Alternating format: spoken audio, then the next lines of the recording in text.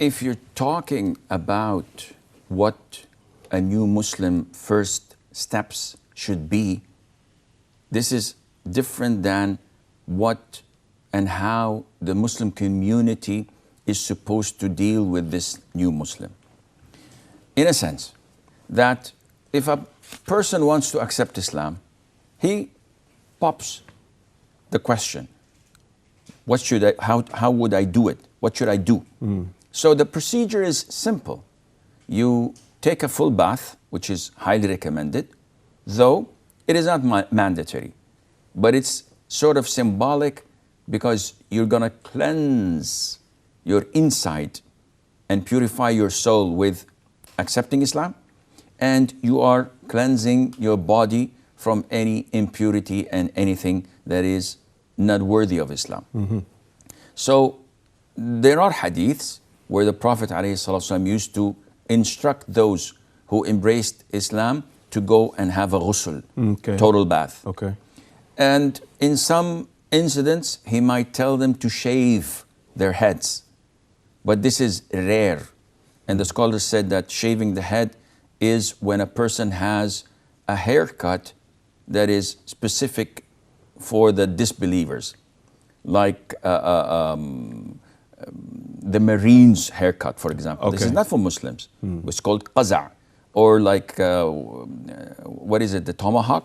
Haircut like Mr. T or someone like that. This is un-Islamic, so he has to shave it, so that when I see him, I can tell that I can relate to him.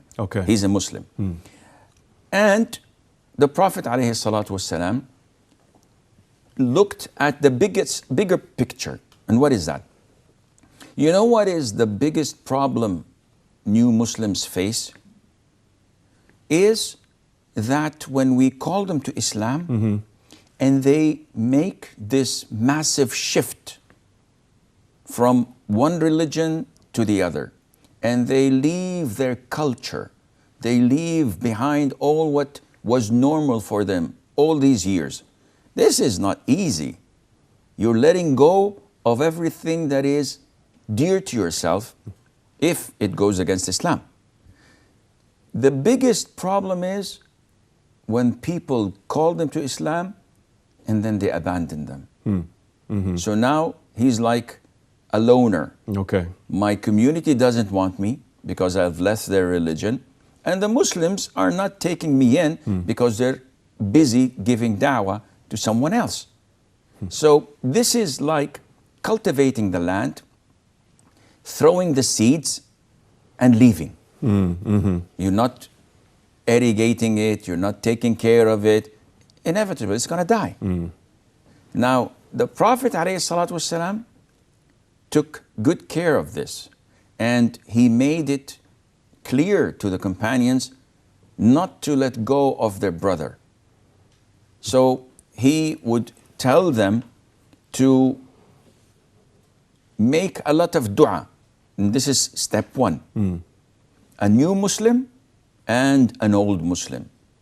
What is the most important dua of all? Ask Allah Azza wa Jal to make us steadfast on Islam. The Prophet ﷺ, most well-known dua, that he would not make any other dua more than it was, O turners of heart, make my heart steadfast on Islam.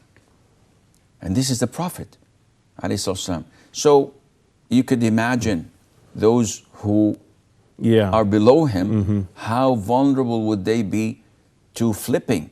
And a lot of those new Muslims, if not been taken care of, they'd flip.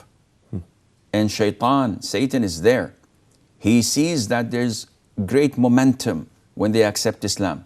So he leaves them for a couple of weeks, couple of months, maybe a couple of years, until it fades a little bit. Then he starts his attack by trying to lure them back to their old ways and habits.